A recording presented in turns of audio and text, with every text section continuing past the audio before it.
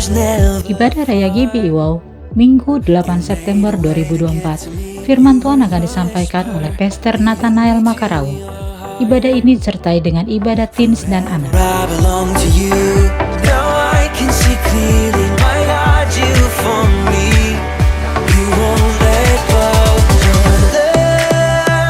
Ibadah Raya GBI Wow, Minggu 15 September 2024. Firman Tuhan akan disampaikan oleh Pastor Kristianto.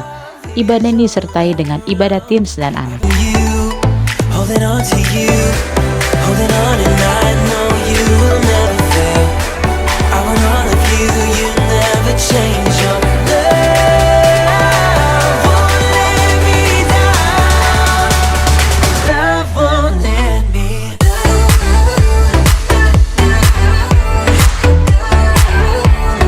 Bagi Anda yang ingin memberikan persembahan, perpuluhan, atau diakonia, dapat transfer ke nomor rekening BCA atas nama GBI Wow, atau Anda dapat scan QR yang tertera pada layar.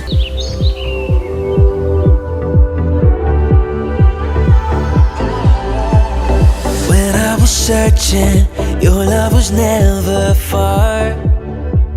You made a way to get to me. You were the whisper. Haleluya Yesus Tuhan.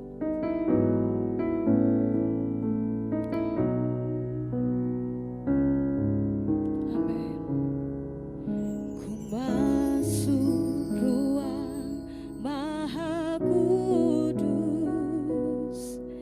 dengan darah anak domba.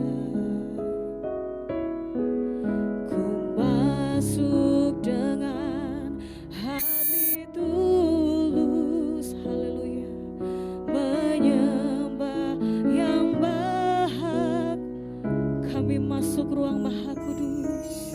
Ku masuk ruang Maha Kudus dengan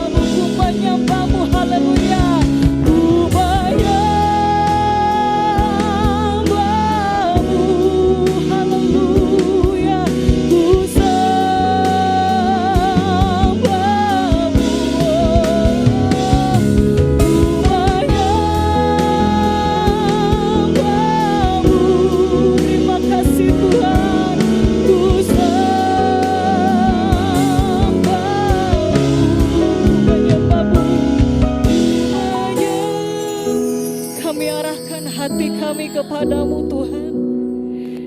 Yaralabashikara bayaralabashikara bayaralabashikara.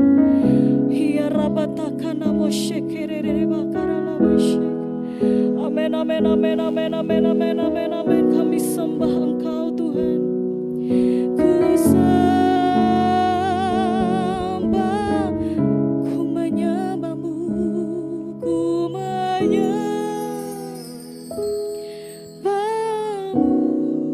Tidak ada kuasa lain yang mampu mempengaruhi hadirat-Mu saat ini Tuhan.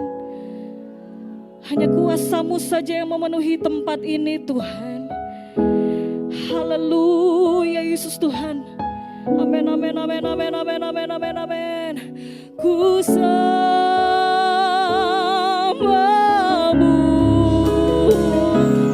ku menyembahmu,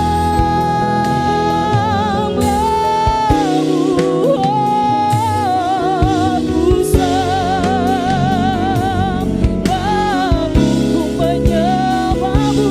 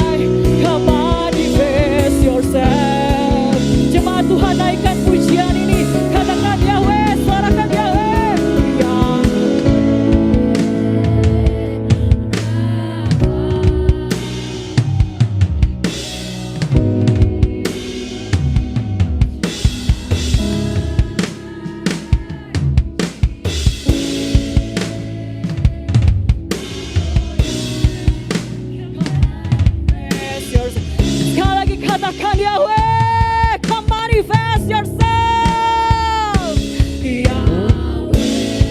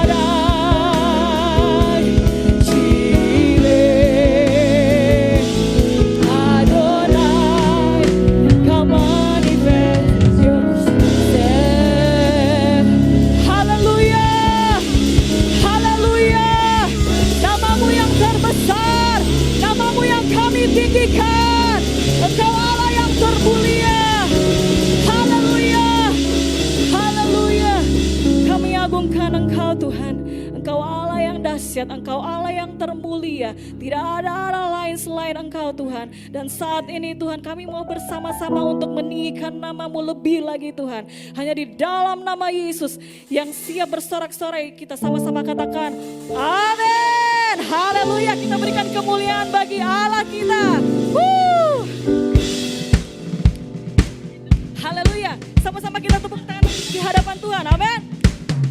Kita mau katakan Tuhan kita adalah Tuhan yang besar. Our God is an awesome God, yeah.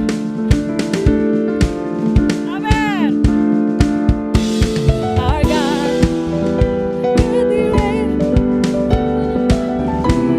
the power and love, our God is an awesome God. Our God is an awesome God, He reigns from heaven above, He is. The power and love, our God is an awesome, our God.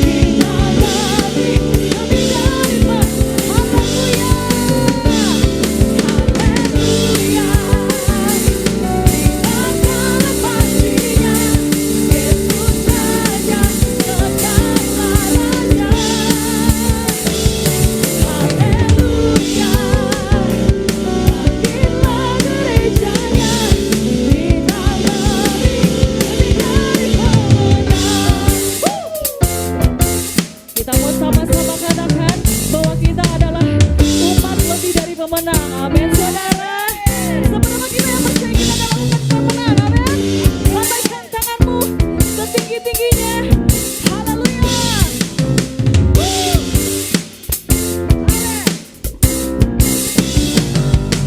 Kita lebih dari pemenang. Kita lebih dari pemenang. Kita lebih dari pemenang. Kita lebih dari pemenang.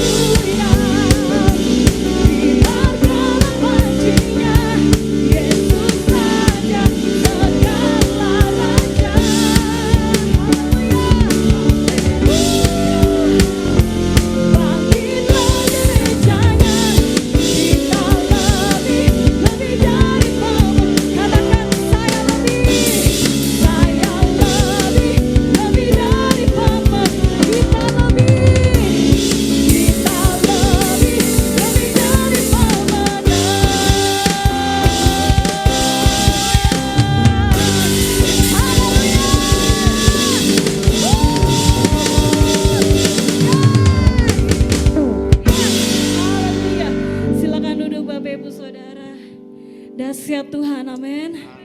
Haleluya. Terima kasih Tuhan untuk hadirat-Mu Tuhan tempat ini. Kami percaya Tuhan hanya kuasa-Mu yang memenuhi tempat ini Tuhan, tidak ada kuasa lain. Haleluya Yesus Tuhan.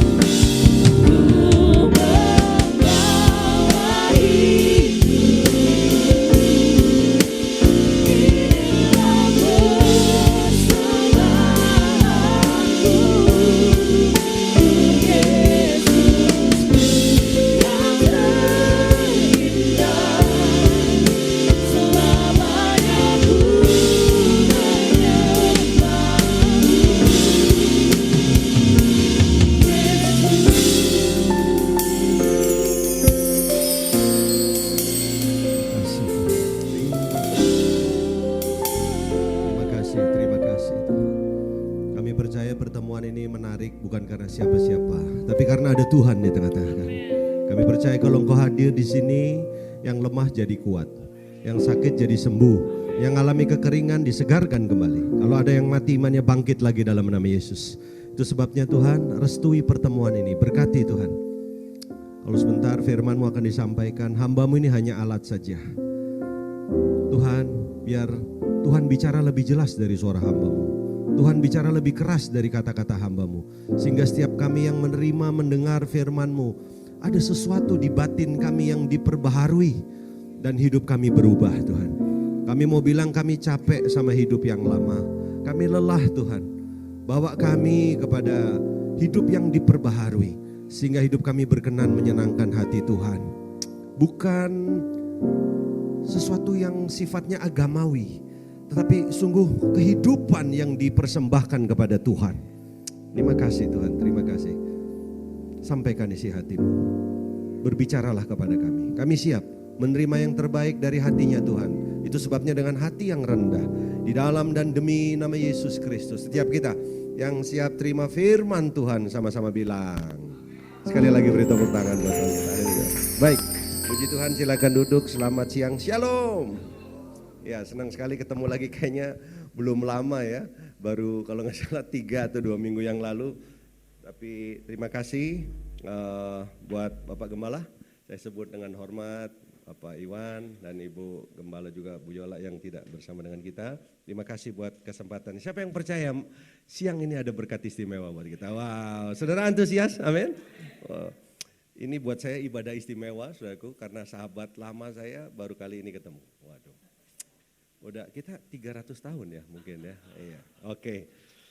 Oke saudara, saudara tahu tema apa hari ini? Ada yang tahu? Ya puji Tuhan nggak ada yang tahu ya.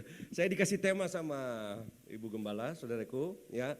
Apa yang mengendalikan hidupmu? Coba katakan bersama saya, apa? Apa yang mengendalikan hidup? Ini menarik loh saudara.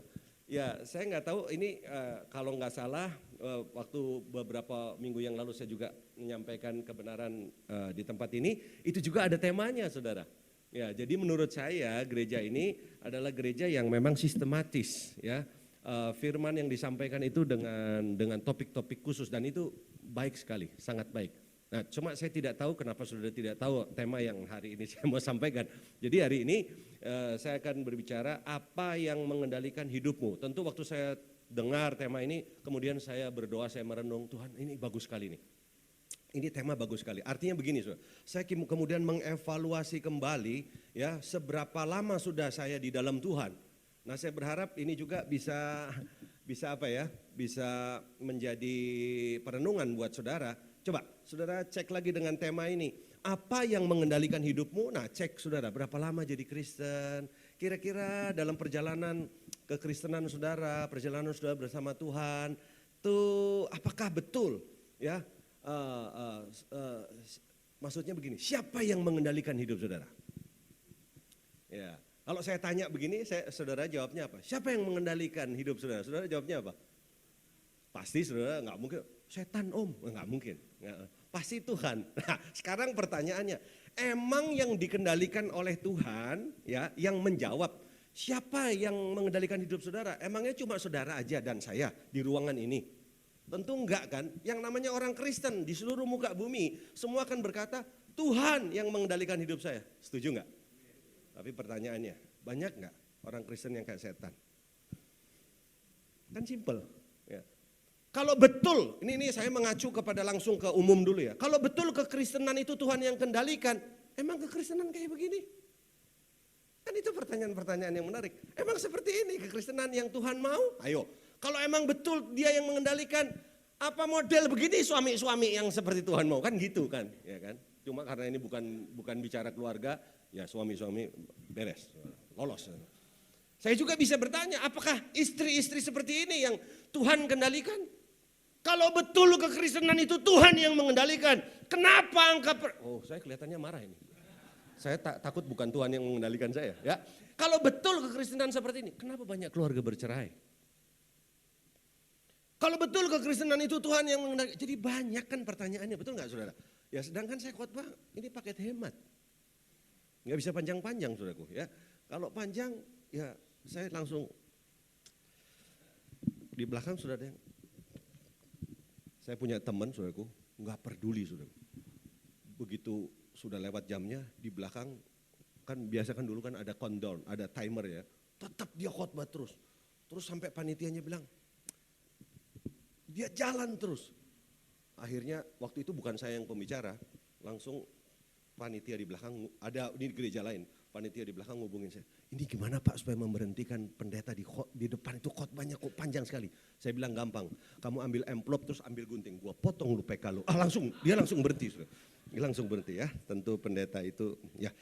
Siapa yang setuju dengan saya bahwa darah Kristus atau pekerjaan Yesus di atas Kalvari cukup untuk menuntun, menjaga dan melindungi kita sampai kita berjumpa dengan Tuhan. Enggak ada yang bilang amin. Setuju enggak ini? Coba kita lihat sebentar yuk, buka di Markus pasal yang keempat. Markus pasal 4 coba ayatnya yang ke-35. Coba ayat 35, bisa enggak dibantu saya? Nah, mari kita baca nih. 2, 3. Pada hari itu, waktu hari sudah petang Yesus berkata kepada mereka marilah kita bertolak ke seberang. Terus ayat yang berikutnya, satu perikop kita baca. Mereka meninggalkan orang banyak itu lalu bertolak dan membawa Yesus beserta dengan mereka dalam perahu di mana Yesus telah duduk dan perahu-perahu lain juga menyertai dia. Terus lalu mengamuklah taufan yang sangat dahsyat dan ombak menyembur masuk ke dalam perahu sehingga perahu itu mulai penuh dengan air. Terus ya. Pada waktu itu Yesus sedang tidur di buritan di sebuah tilam, maka murid-muridnya membangunkan dia dan berkata kepadanya, "Guru, engkau tidak peduli kalau kita binasa?" Berikut saudaraku. Ia pun bangun, menghardik angin itu dan berkata kepada danau itu "Diam, tenanglah." Lalu angin itu reda dan danau itu menjadi teduh sekali. Masih ada? Ayat 30. Lalu ia berkata kepada mereka, "Mengapa kamu begitu takut? Mengapa kamu tidak percaya?" Terus ayat berikutnya. Mereka menjadi sangat takut dan berkata seorang kepada yang lain, "Siapakah gerangan orang ini sehingga angin dan danau pun taat kepadanya?" Saudara tahu dong cerita ini dong. Nah, tapi izinkan saya melihat atau mengajak saudara melihat dari sisi yang lain. Ini diceritakan tentang bagaimana Yesus bersama murid-muridnya, Yesus mau menyeberang, ya kan, bersama murid-murid. Dan tiba-tiba dalam perjalanannya, saudaraku, ya muncul hambatan. Ada badai, ada angin, ada taufan yang seolah-olah bukan cuma mau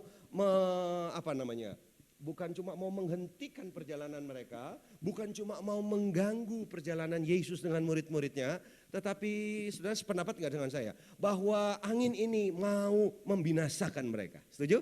Ya kan, makanya murid-murid pernah berteriak, "Kamu biarkan aku binasa," katanya, ya kan? Nah, dan kita tahu saudaraku, sebetulnya siapa yang ada di belakang angin itu. Nah, kita mengerti ya bahwa dalam perjalanan ini saudara meniadakan faktor setan juga salah.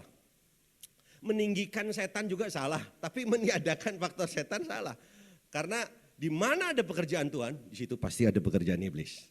Ya, dan ini harus dipahami dulu saudara. Nah, yang menarik akhirnya setelah melalui peristiwa yang kita baca ini, sampailah mereka di seberang. Bukankah ini menggambarkan perjalanan saya dan saudara dalam ikut Tuhan? Betul nggak? Saya pinjam cerita ini nih, ya kan? Siapa yang setuju dengan saya? Pada akhirnya kita akan sampai juga di seberang. Amin. Nah, ini bilang kanan kiri, ini masih dalam perjalanan, bilang saudara. Ya. Ini masih dalam perjalanan ya. Nah, dan kalau kita lihat saudara, ini menarik sekali. Coba kita boleh mulai dari ayat 35. Saya mau mulai dari sini. Padahal ayatnya saya nggak catat saudara. Baru saya dapat situ karena sebelahnya Pak Tono. Ya. Tiba-tiba ayat ini muncul. Nah, perhatikan, pada hari itu, waktu hari sudah petang, Yesus berkata kepada mereka, "Marilah kita bertolak ke seberang." Saya mau tanya sama saudara, cepat aja. Kita lihat siapa yang memberi instruksi untuk bertolak ke seberang? Siapa? Halo, siapa? Yesus, betul sekali. Saudara kenapa ragu-ragu ya? Yang memberi instruksi bertolak ke seberang siapa? Yesus. Nah, yang pantas berarti di sini, yang pantas ini kita mengerti siapa yang menjadi pemimpin di sini. Ya udah jelas Yesus. Maksud saya begini loh, dalam kekristenan tuh kita mesti jelas. Siapa pimpin siapa, siapa atur siapa, siapa kendalikan siapa, siapa ajak siapa, siapa bawa siapa, siapa apalagi saudaraku, siapa memerintah siapa tuh mesti jelas. Nah, nanti saudara mengerti ya, ini kita mau masuk ke sana. Ini mesti jelas dulu. Berarti kalau Yesus yang memberi instruksi, siapa pemimpinnya? Yesus. Berarti harusnya Yesus jalan di mana? Harusnya Yesus jalan di depan dong. Ya kan? Kan Yesus juga ngomong, pada hari itu waktu hari sudah petang, Yesus berkata kepada mereka, marilah. Berarti posisi Yesus ada di mana? Ada di depan, nggak mungkin, marilah. Oh berarti Yesus posisinya ada di belakang. Jadi yang betul, ya marilah. Kenapa saya mau sampaikan ini dulu? Ini yang jadi problem saudaraku. Banyak kekristenan masalahnya di sini. Pada awal perjalanan bersama Tuhan, ya Yesus yang di depan. Tapi kemudian setelah berjalan, nah ini lihat. Marilah kita bertolak ke seberang. Yesusnya masih di depan, tapi coba kita lihat ayatnya yang ke-36. Ayat 36 yuk, coba. Mereka meninggalkan orang banyak itu lalu bertolak dan apa saudara? Lihat ada sesuatu yang berubah enggak? Lihat, dan bertolak dan membawa Yesus beserta dengan mereka. Ya, dalam perahu di mana Yesus telah duduk dan perahu-perahu lain juga menyertai dia. Saudara. Lihat, ayat 36 tiba-tiba ada sebuah perubahan. Yang tadinya Yesusnya harus di depan, yang tadinya Yesusnya yang harus pegang kendali, saudaraku, ya. Tiba-tiba ayat sederhana ini kata lalu mereka bertolak dan membawa Yesus beserta, itu memberikan keterangan buat kita bahwa terjadi sebuah perubahan. Yang tadinya Yesus bawa mereka, sekarang siapa bawa siapa saudara? Sekarang murid-muridnya bawa Yesus. Ini dua hal yang berbeda loh. Kita lagi bicara tentang siapa yang mengendalikan hidup, ya kan? Nah saya boleh pinjam cerita ini saudara. Karena nanti saya akan buktikan kepada saudara, emang benar yang pegang kendali akhirnya siapa? Murid-murid. Diwakili oleh siapa? Petrus. Jadi yang pegang setir siapa? Petrus, memang ketuanya Petrus saudaraku. Yesusnya di mana? Yesusnya di buritan, bener gak? Di buritan ngapain saudaraku? Tidur. Jadi ini menunjukkan saudaraku firm sudah bahwa terjadi sebuah pergeseran. Terjadi sebuah saudaraku perubahan ya. Bahwa perjalanan yang seharusnya Yesus yang di depan, Tuhan yang memimpin berganti menjadi siapa? Menjadi murid-murid. Dan kita lihat akhirnya apa yang terjadi. Yuk kita lihat ayat berikutnya. Lalu mengamuklah taufan yang sangat dahsyat, ombak menyembur masuk ke dalam perahu. Sehingga perahu itu, ini menarik saudara, perahu itu mulai penuh dengan air. Nah kita lihat saudara, nggak ada A, nggak ada B, nggak ada C, tiba-tiba masalah datang. Saudaraku, ombak masuk dan kita tahu sama-sama murid-murid tidak bisa mengatasi, nggak bisa. Saya nggak mau langsung ke tadi, berapa banyak dalam hidup ini, saudaraku, kenapa kita nggak bisa ngatasin masalah? Nah, pertanyaannya simpel, siapa yang mengendalikan hidup saudara? Gitu. Dalam perjalanan ini, saudaraku, ya awalnya Tuhan, awalnya benar, saudaraku. Ya, bukankah langkah awal yang paling baik Tuhan yang menjadi pemimpin buat setiap kehidupan saya dan saudara? Amin. Tapi dalam perjalanan bisa berubah loh, saudara. Bisa berganti loh, tanpa kita sadari. Nah, saya mau berhenti di sini dulu sebelum saya eksegesa ini. Begini. Satu kali saya khotbah di satu, karena ini masuk YouTube saya nggak sebut kotanya, saudara. Ini gereja cukup besar. Saya khotbah dilayani maksudnya disambut oleh gembala junior. Ada gembala seniornya tapi sudah berumur. Jadi singkat cerita, selesai ibadah pertama, ada beberapa kali ibadah kita breakfast sama-sama. Kita makan pagi sama-sama bersama gembala senior yang usianya sebutlah 75 ke atas. Seorang omah gitu. Yaudah kita makan. Persis depan saya oma, sebelah saya ini anaknya si pendeta itu, saudaraku. Jadi kita makan sama-sama, di sebelah sini juga keluarganya. Lalu bertanyalah si anak ini kepada saya, tadi malam tidurnya bagaimana? Saya bilang bagus, cuma tadi malam kok, nah saya cerita sama dia, tadi malam kok saya apa salah dengar, kok ada dengar, saya tidur di pastori saudara. Ya, saya kok dengar ada tembakan, suara tembakan saudara. Gitu. Saya minta konfirmasi gitu, apakah betul apa saya halusinasi atau gimana gitu saudaraku. Ini di kota ini ternyata saudaraku dia menceritakan, oh betul Pak, memang di kita lagi ada pengejaran teroris gitu, diceritain. Nah ini kan kita cerita biasa nih, kita biasa. Tahu nggak saudara, tiba-tiba si Oma gini. Gitu saudara, kayak tremor, kayak gemeter tuh. Loh saya kan kaget, bener gak? Dan saya nggak buat apa-apa, karena saya lihat anak-anaknya pada diem. Masa tiba-tiba saya tengking dalam, kan enggak. Apa saya mesti buat apa coba, saya nggak ngerti. Coba. Jadi saya diem, saya cuma merhatiin kanan kiri.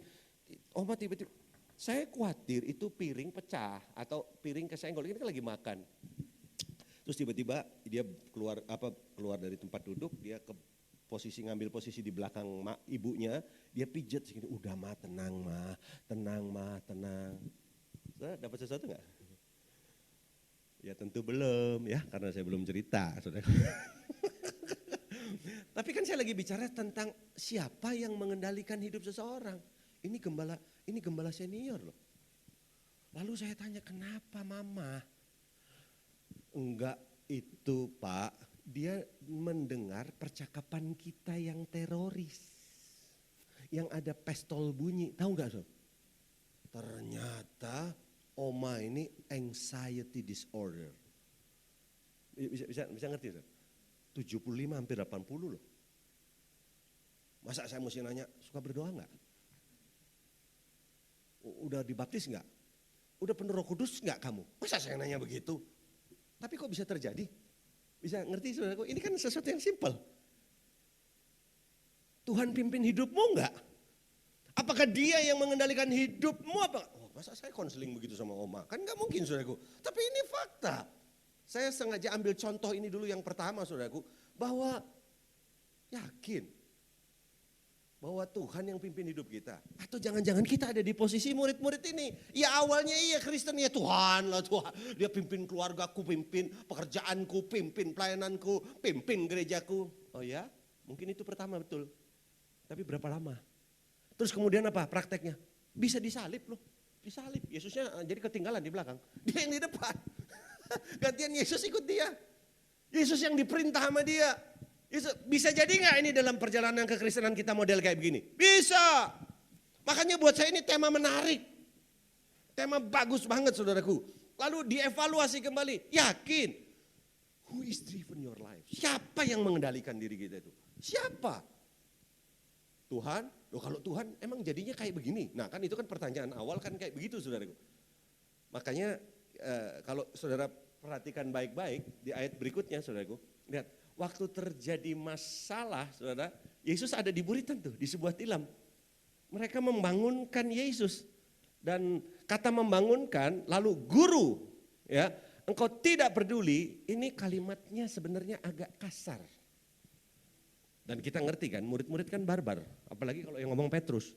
Petrus tuh nggak ngerti EYD, bahasa Indonesia yang nggak ngerti saudaraku. Ini memang orang-orang pasar ini saudaraku, orang-orang yang kasar kalau ngomong. Gitu saudara, nangkep ya. Saya stop dulu cerita ini, saya pinjem cerita imajiner. ini saya mau berharap saudara bisa dapat sesuatu. Kan akhirnya kan sampai di seberang dengan selamat kan? Ya kan, walaupun melalui ada berantem gitu kan. Kamu pengen kita binasa nih. Lu ngajak-ngajak gue jadi murid, ternyata lu mau binasain kami di sini, kan gitu kan? Itu kan ini bicara binasa tuh berarti itu sesuatu yang serius loh saudara. Mereka tuh, saudara pernah naik pesawat nggak? Terus ngelihat ada orang yang kemudian ketakutan, panik naik pesawat, terus dia pengen turun. Kenapa dia bisa teriak-teriak sebegitu rupa? Saya pernah naik pesawat, ada orang kayak begitu saudara. Sampai terus, ya nggak bisa, orang udah di dalam ya nggak bisa, harus jalan itu. Jadi dia mesti ditenangin. Karena menurut dia ini urusan apa? To be or not to be. Ini bicara tentang mati atau hidup saudaraku.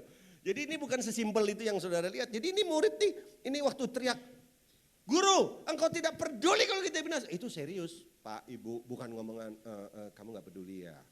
Kayaknya binasa nih. Enggak begitu saudaraku. Ini perkataan yang menyangkut buat mereka ini nyawa mereka di ujung tanduk. Tapi pada akhirnya selamat gak? Selamat, oke? Sekarang nih sampai di sorga nih. Udah nih, ini cerita imajinernya. Oh, ternyata kan memang Yesus itu Tuhan. Memang Yesus itu yang disembah. Apa itu? Yesus anak domba yang duduk di tahta memerintah selamanya, gitu kan, atas manusia. Semua orang pada menyembah, kudus, kudus, kudus, kan. Saya dramatisir ini. Ada 12 muridnya di situ nggak? Kecuali Yudas, tempatnya beda. Ada di situ nggak? Ada. Oh ya, pantas. Lalu mereka kira-kira saling ngomong nggak satu dengan yang lain? Ini saya mendramatisir. Makanya di sorga tuh ngapain ya, saudaraku? Kalau saudara kepikir ini, saudara jadi ngerti loh. Bakal satu nih, di samping memuji Tuhan di sana. Yang kedua, banyak dengar kesaksian. Gak percaya? Bener, banyak dengar kesaksian dari apa? Ya dari kayak murid-muridnya, orang-orang yang pernah berjalan bersama Yesus, tapi kemudian apa? Mereka ngalami, boleh gak dibilang ini kayak siliting, kayak kebodohan-kebodohan gitu. Iya kan? Ngapain gua marahin guru? Ternyata dia Tuhan.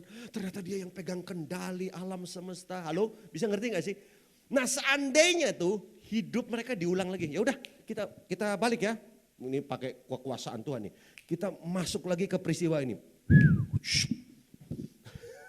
Setelah mereka udah melewati tadi, udah masuk ke sorga, udah lihat Yesus itu Tuhan. Pertanyaan saya, mereka waktu ngalami ombak, ya ada ombak, mereka akan tenang seperti Yesus bahkan tidur, atau mereka masih melakukan hal yang sama, ngamuk-ngamuk kayak begini? Menurut saudara kira-kira? Hah? Setuju ya? Setuju ya? Setuju ya, sependapat ya? Tenang, mereka akan beda. Mereka kayak Pak Gem. Ya.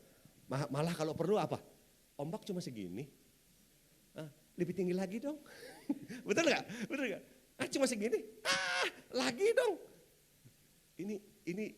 Ini yang saya redungkan. Jadi berbeda nggak ceritanya? Jadi berbeda kan? Halo, sudah dapat sesuatu sampai di sini? Makanya ya saudara, sebelum saya teruskan, kehidupan kita tuh, ternyata kenapa hari ini banyak, ini kan wajah-wajah panik ini.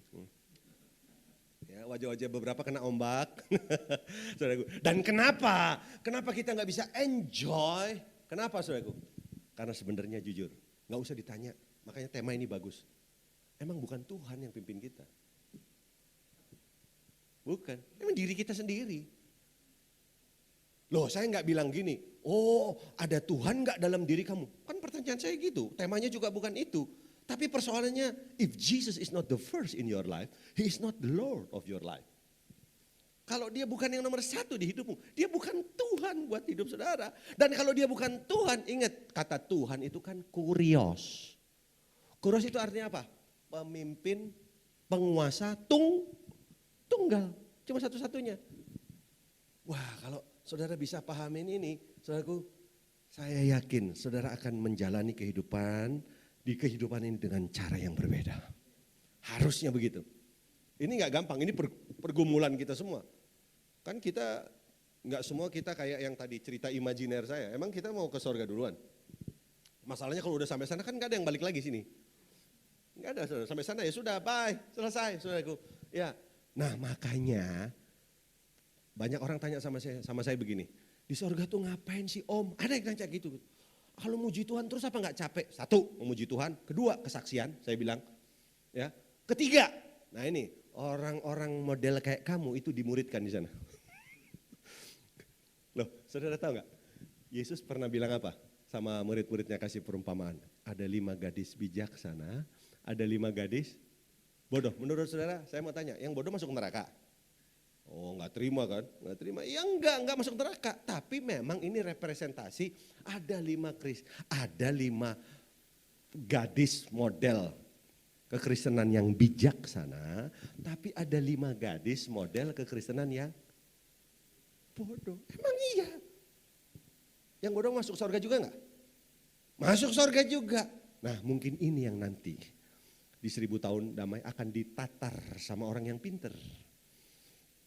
Mungkin, jadi di sorga lama, ya itu jelas berapa banyak manusia ini. Ya, nah kalau setengahnya bodoh, saudaraku, tapi memang sudah di dalam Tuhan. Selamat nggak dia? Selamat. Bedanya di mana, saudaraku? Bedanya di konsekuensi yang dia alami di muka bumi ini.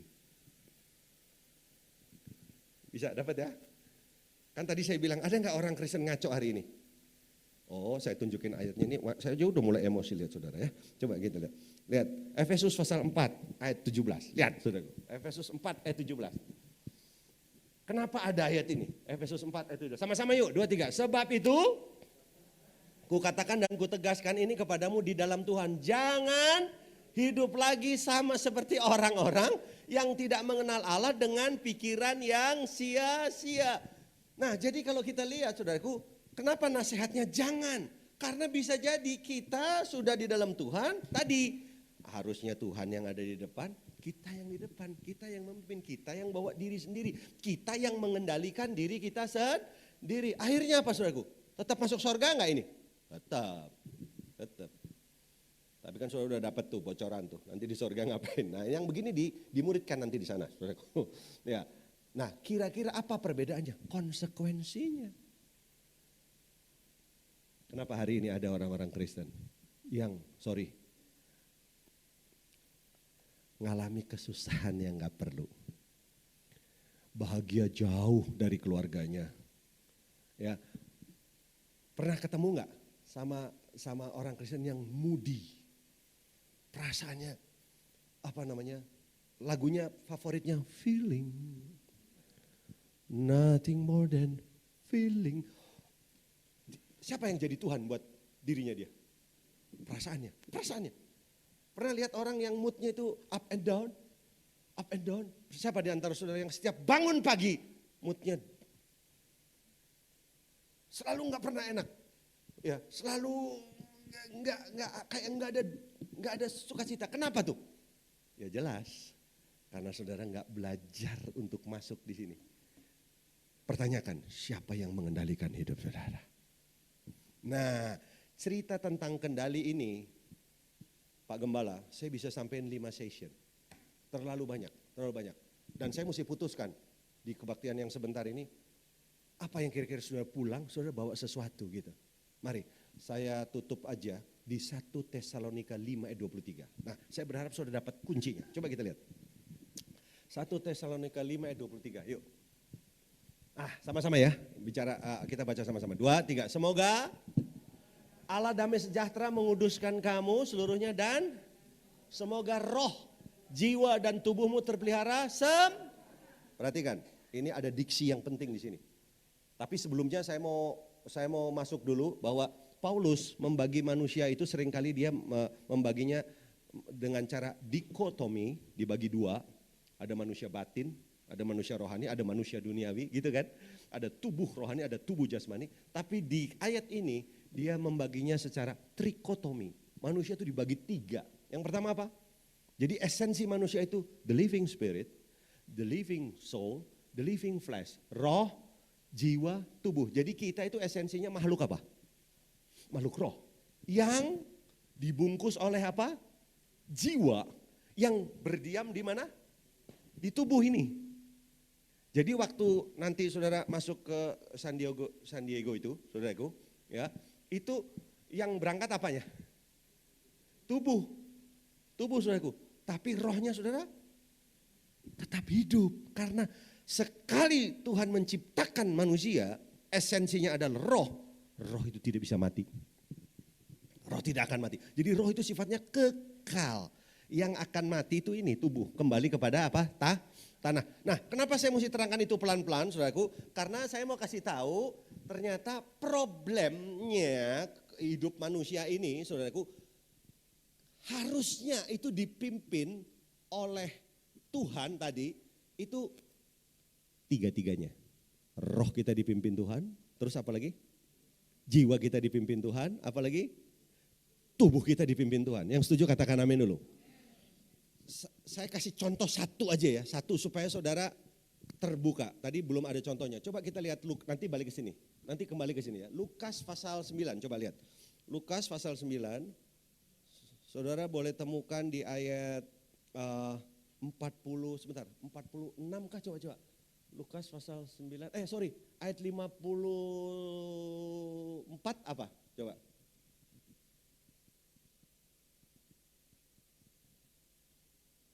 Berarti ayat dari 53 boleh? Ayat 53. Tetapi orang Samaria itu tidak mau menerima dia karena perjalanannya menuju ke Yerusalem. Terus ayat 54. Ketika dua muridnya yaitu Yakobus dan Yohanes melihat hal itu karena Yesus ditolak. Saya pelan-pelan terangkannya ya. Mereka berkata apa? Tuhan, apakah engkau mau supaya apa? Terus supaya kami menyuruh api turun dari langit untuk membinasakan mereka. Saudara ngerti ini peristiwa ini ngerti ya? Jadi Yesus itu mau ke Yerusalem. Nah, jalan yang paling baik itu lewat Samaria. Tetapi saudaraku, Yesus bilang sama Yohanes dan Yakobus, kamu pamit dulu sama orang Samaria karena orang Samaria kan punya masalah sama orang Yahudi kan. Nah, coba kamu pamit. Nah, pas pamit ternyata apa saudaraku? Nggak diizinin. Dengan kata lain orang Samaria bilang ini, lu nggak boleh lewat sini, jangan lewat sini. Emosi kan? Kan tujuannya Yakobus dan Yohanes itu kan mau nolong Yesus ya kan, mau udah pamit lagi mau lewat jalan sini, ditolak saudaraku. Lalu dia ngomong apa?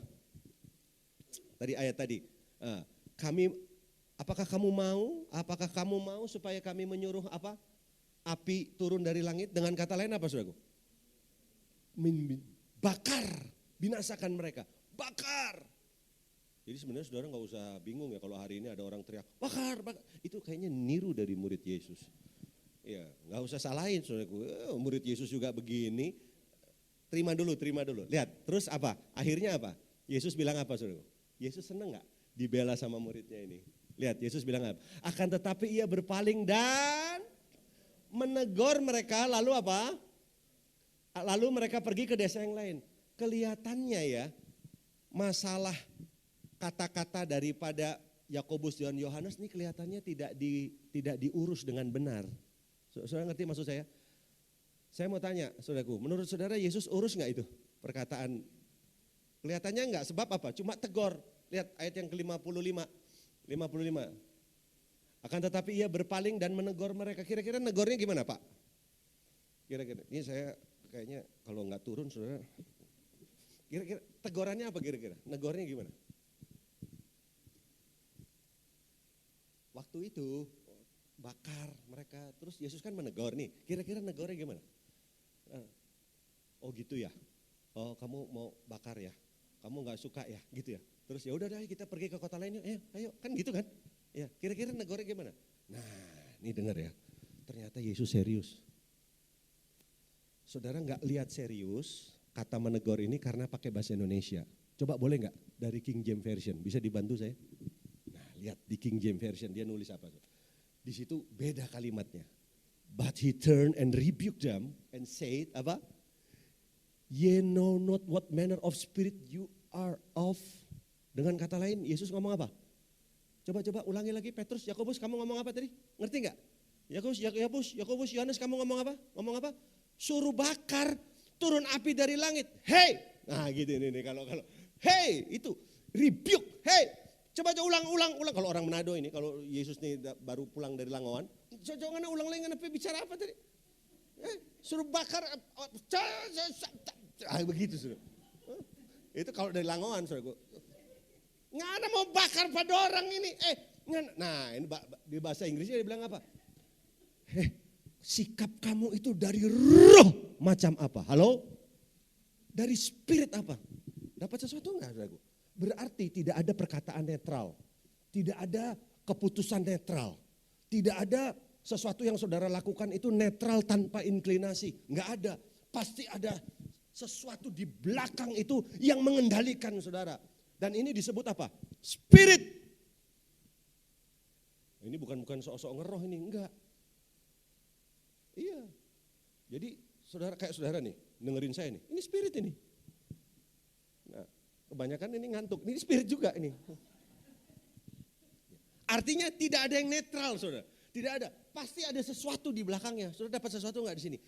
Artinya apa? Siapa yang mengendalikan orang itu? Ya satu roh. Makanya ditegur, dari roh macam apa itu? Nah baru saudara ngerti kan kalau kembali ke 1 Tesalonika 5 ayat 23. Makanya saya bilang ini gak bisa session pendek. Nerangin ini menarik sekali karena jujur nanti terakhirnya saya akan tanya sama saudara. Siapa yang mengendalikan saudara? Nah ini menarik nih, saya tutup ya. 1 Tesalonika 5 ayat 23. Berarti setuju ya, gak ada yang netral ya.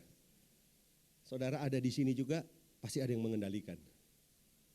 Iya kan? Nah nanti ditanya siapa yang mengendalikan, harusnya begitu. Saudara itu harus sering-sering bertanya begitu. Ya lihat, semoga Allah damai sejahtera menguduskan kamu seluruhnya dan semoga roh, jiwa dan tubuhmu terpelihara. Saya mau tutup dengan satu kata tadi. Seharusnya siapa yang mengendalikan kita? Loh itu loh. Semoga Allah. Jadi siapa yang seharusnya mengendalikan kita? Loh, itu ada ayatnya ini kok bingung. Semoga Allah damai sejahtera menguduskan. Jadi yang harusnya mengendalikan kita siapa? Damai sejahtera. Loh. Seharusnya yang mengendalikan kita siapa? Damai sejahtera. Masih ingat Yesus ngomong, damai sejahteraku ku tinggalkan bagimu, damai sejahteraku ku berikan kepadamu, dan apa damai yang kuberikan kepadamu tidak seperti yang dunia berikan. Ngerti gak itu di Injil Yohanes tuh?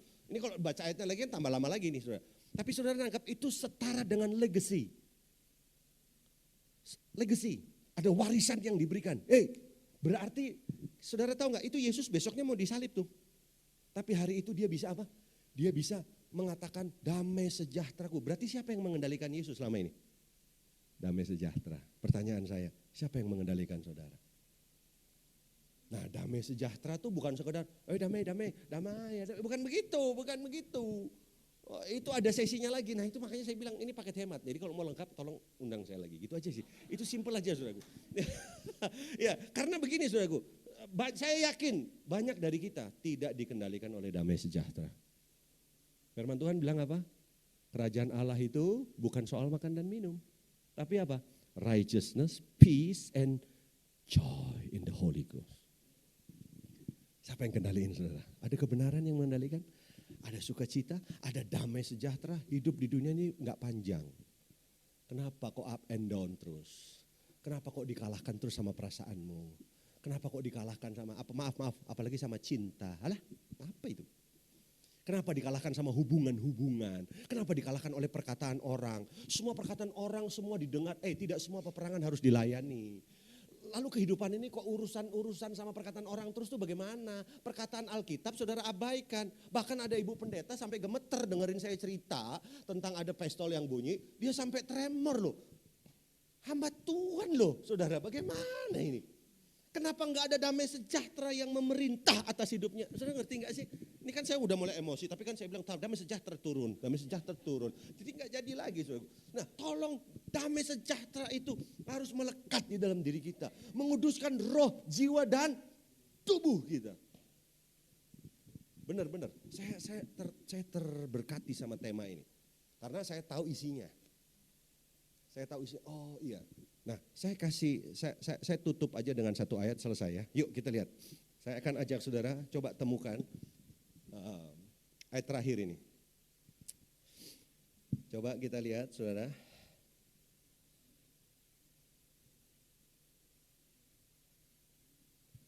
Sama-sama ya. Coba kita lihat. Bentar, saya pilih ayatnya supaya nggak terlalu panjang. Kalau saudara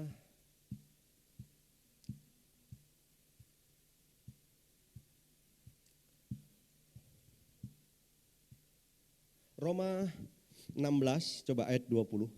Lihat, nih kehebatan damai sejahtera nih. Firman Tuhan bilang apa? Hendaklah damai sejahtera memerintah atas hidupmu kan? Nah coba kita lihat Roma 16 ayat 20. Yuk sama-sama 2, 3. Semoga Allah sumber damai sejahtera apa? Segera akan menghancurkan iblis di bawah kakimu. Kasih karunia Yesus Tuhan kita. Lihat gak itu saudaraku? Kehebatan damai sejahtera. Damai sejahtera tuh bisa apa saudaraku? Bisa menghancurkan pekerjaan iblis. Halo? Wah ini berat ini kalau saudara enggak nangkep ini. Wah, ngeri saudaraku. Ini bahasa Inggrisnya bilang gini, and the God of peace shall bruise Satan under your feet shortly. Dia bilang begitu saudaraku.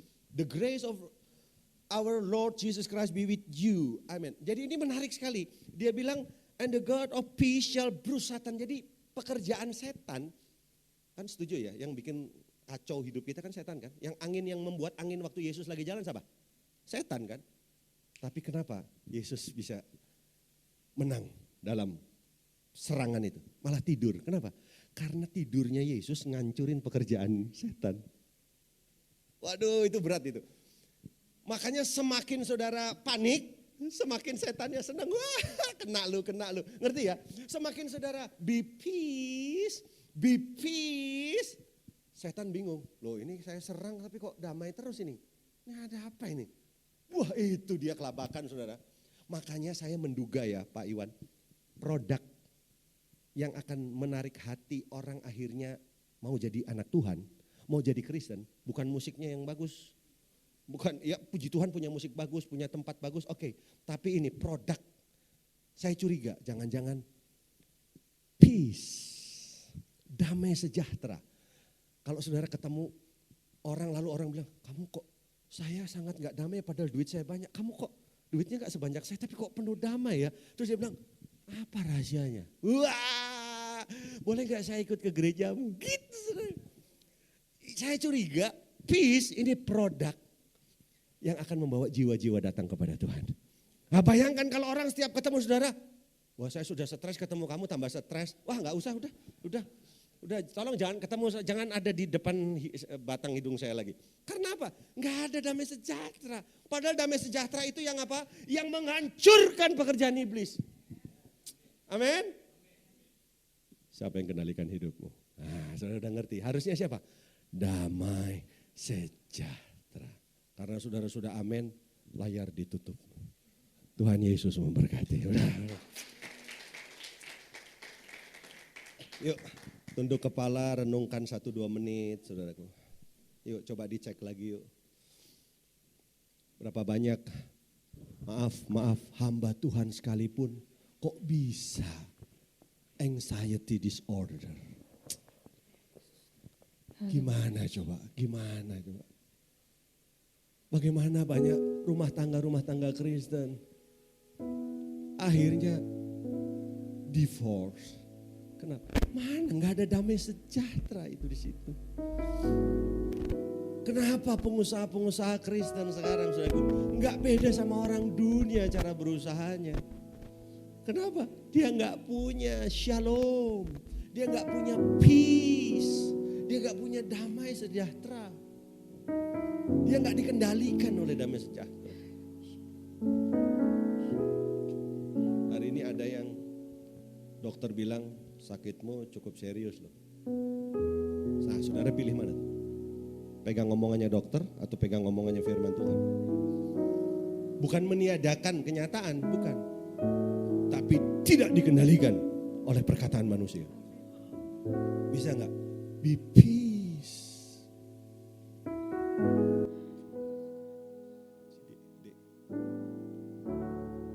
Saya suka lagu ini. Selidiki aku, lihat hatiku, apakah ku sungguh mengasihimu, Yesus, Kau yang Maha Tahu dan menilai hidupku. Ya, tak ada yang tersembunyi. Sekali lagi, selidiki aku Tuhan. Mari saya jemput saudara bangkit berdiri.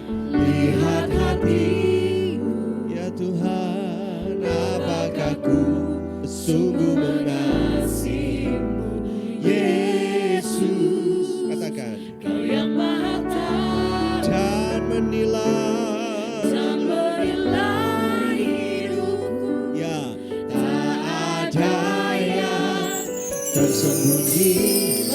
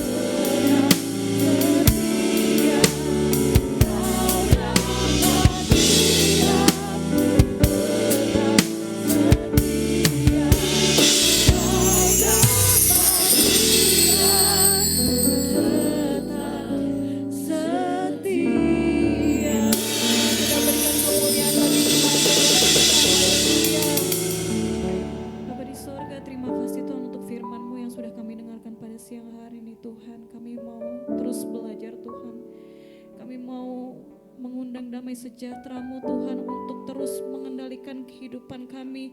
Kami begitu sadar Tuhan, kadang kedagingan kami yang terlalu menguasai kami, ketakutan kami, kekhawatiran kami Tuhan. Tapi saat ini Tuhan, kami mau membuat keputusan Tuhan, bahwa kami mau membiarkan damai sejahtera-Mu Tuhan memenuhi kehidupan kami. Dan kami boleh berjalan bersama-sama dengan-Mu Tuhan untuk menjalani kehidupan kami hari demi hari ya Tuhan.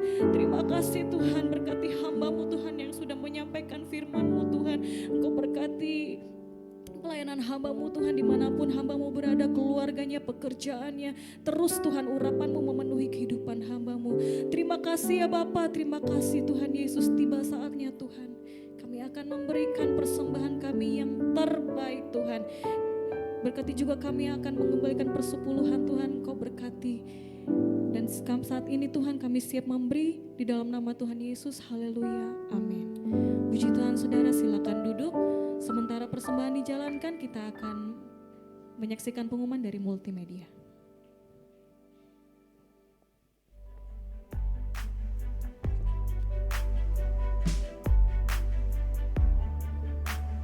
Ibadah Raya GBI Wow, Minggu 15 September 2024, firman Tuhan akan disampaikan oleh Pastor Kristianto. Ibadah ini disertai dengan ibadah teens dan anak.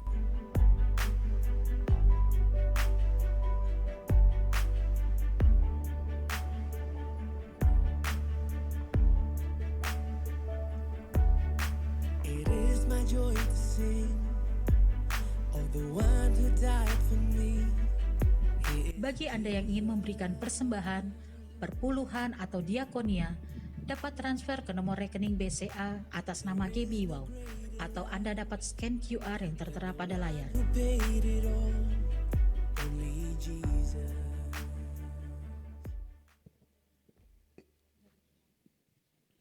Haleluya, puji nama Tuhan. Saya undang kita semua bangkit berdiri. Kita akan berdoa syafaat kepada hambanya, kami persilakan.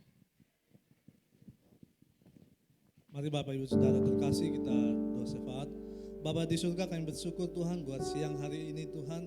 Terima kasih Tuhan, kumpulkan kami anak-anak-Mu Tuhan dari GBI Wow Tuhan, untuk kami beribadah. Terima kasih buat kehadiran-Mu ya Tuhan. Terima kasih buat tuntunan-Mu ya Tuhan. Terima kasih Tuhan buat pujian, penyembahan yang kami naikkan sebagai ekspresi cinta kasih kami kepadamu Tuhan. Terima kasih ya Tuhan. Terima kasih buat hamba-Mu juga yang sudah menyampaikan isi hati-Mu. Terima kasih buat kebenaran firman-Mu Tuhan, yang kembali mengajar, mengingatkan kami ya Tuhan, untuk kami terus dikendalikan oleh Allah yang menjadi sumber damai sejahtera dalam hidup kami. Kami bersatu hati, kami berdoa untuk hamba-Mu Pastor Nathanael Makaraung ya Tuhan. Terima kasih ya Tuhan, Engkau memberkati hamba-Mu dan juga istri dan keluarganya ya Tuhan. Di dalam kehidupan, di dalam pelayanan, di dalam pengembalaan, Engkau Allah yang terus bekerja dan memberkatinya Tuhan. Dan Engkau pakai hamba-Mu lebih dahsyat dan luar biasa untuk memenangkan banyak jiwa Tuhan. Terima kasih Tuhan. Kami juga berdoa untuk pemimpin rohani kami. Kami bawa Bapak Pendeta Niko Nyoto Raharjo beserta keempat wakil gembala. Kami bawa juga Bapak Pendeta Sony Waplau ya Tuhan, beserta seluruh tim jajarannya Tuhan. Engkau memberkati ya Tuhan, Engkau memberikan tuntunan-Mu, visi-Mu Tuhan atas pemimpin-pemimpin rohani kami ya Tuhan. Kami tahu Tuhan, GBI Gatot Subroto Tuhan sedang bawa di dalam rencana kehendak-Mu yang besar Tuhan. Terima kasih ya Tuhan. Kami mendukung juga gembala kami di tempat ini, Pastor Iwan dan juga Ibu Ola ya Tuhan, dan keluarganya Tuhan. Engkau memberkati ya Tuhan, Engkau membuat apapun yang mereka kerjakan, Engkau membuat semua menjadi berhasil. Dan Tuhan terus berikan hati Bapa, hati gembala Tuhan, lebih lagi Tuhan di dalam mengembalakan gereja-Mu di tempat ini ya Tuhan. Kami berdoa juga buat Pastor Ola ya Tuhan, yang sedang menyampaikan isi hati-Mu dimanapun Kau utus Tuhan. Biar Tuhan nyata kasih dan kuasa Tuhan di dalam kehidupan, di dalam pelayanan, dan banyak jiwa dimenangkan Tuhan. Terima kasih Bapak, kami berdoa juga buat umat-Mu ya Tuhan di tempat ini Tuhan, baik di ruangan ini Tuhan, maupun kids Tuhan, maupun teens, dan juga nanti siang ada youth Tuhan. Kami tahu Tuhan, Engkau Allah yang sedang membawa gereja ini Tuhan di dalam destiny ilahi ya Tuhan. Melalui gereja ini Tuhan, kami percaya Tuhan ada banyak jiwa dibawa kepada Tuhan, dan melalui gereja ini Tuhan, nama Tuhan dipermuliakan Tuhan. Engkau memberkati, menyempurnakan semuanya Tuhan. Hamba-hamba-Mu yang melayani juga ya Tuhan, Engkau yang memberkati dan mengurapi Tuhan. Terima kasih Bapa, siang ini kami berdoa buat bangsa kami Tuhan. Terima kasih Tuhan, kami ada di bangsa ini Tuhan. Kami tahu Tuhan ada rencana Tuhan yang besar atas bangsa ini Tuhan. Kami berdoa Tuhan buat pemimpin bangsa kami ya Tuhan, Bapak Presiden, Wakil Presiden Tuhan, Engkau mengurapi ya Tuhan, di dalam akhir-akhir masa jabatannya juga Engkau Allah yang terus menuntun memimpin, bahkan di dalam pergantian juga untuk memimpin kami bangsa ini, Engkau yang memberkati. Kami lepaskan berkat Tuhan atas bangsa kami Indonesia, berkat damai sejahtera, berkat keamanan, ketentraman ya Tuhan, dan terlebih Tuhan, kami tahu Tuhan, keberadaan kami gereja-Mu Tuhan, anak-anak-Mu ya Tuhan, orang percaya di bangsa ini Tuhan, untuk menjadi penuai jiwa di akhir zaman ini. Bahkan Tuhan akan bangkitkan dari gereja ini Tuhan, satu generasi yang menjadi penuai jiwa, satu generasi yang membawa jiwa-jiwa datang kepada Tuhan, dan bangsa ini akan dimenangkan bagi Tuhan. Terima kasih Bapak di surga buat siang hari ini, dan sebentar kami akan mengakhiri ibadah ini Tuhan. Kami akan menerima berkat melalui gembala kami. Mari kita akhiri ibadah ini dengan mengangkat kedua tangan kita, arahkan hati dan pikiran kita untuk menerima berkat dari Tuhan. Damai sejahtera sukacita dari Allah Bapa, kasih karunia dari anaknya yang tunggal Tuhan Yesus Kristus, penyertaan yang manis dari Roh Kudus, menyertai kita sekarang sampai selama-lamanya. Yang percaya kita sudah menerima berkat ini, sama-sama katakan amin. Tuhan Yesus memberkati.